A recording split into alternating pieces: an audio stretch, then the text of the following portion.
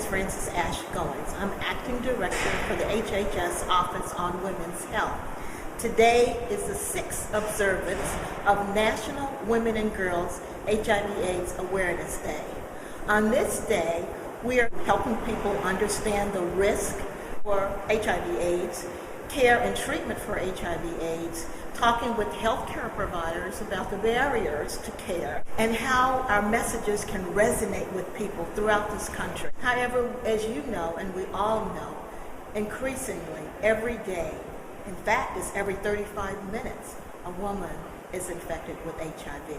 We hope through our messaging, we hope through our live webcast, we hope through the many materials that we will share with the audience, that people will take the message back to their community and talk not only to their sisters, their cousins, their aunties, their moms, because HIV is increasing among women over 50, but to everyone.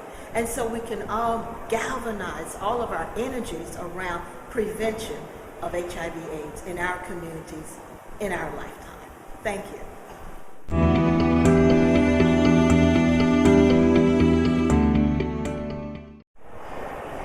Dr. Cheryl Smith, New York State Department of Health AIDS Institute.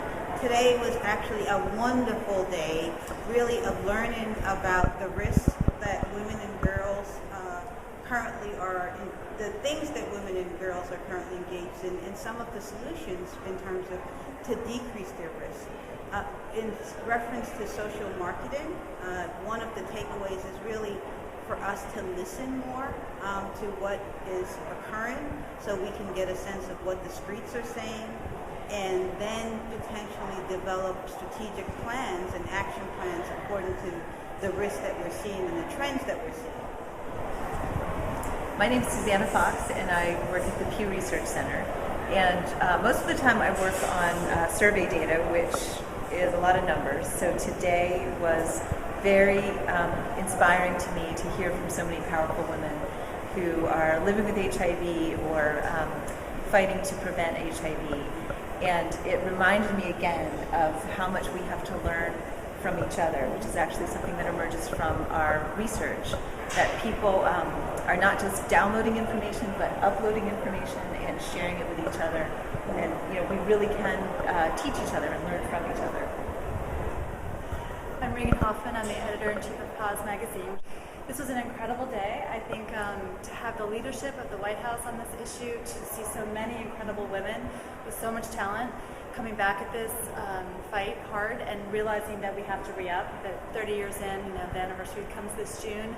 We've come a long way medically, but we have to come a lot further in terms of reducing the stigma, accessing care for women, and having women find the support services. And I think what was interesting to me today was how much of the societal underpinnings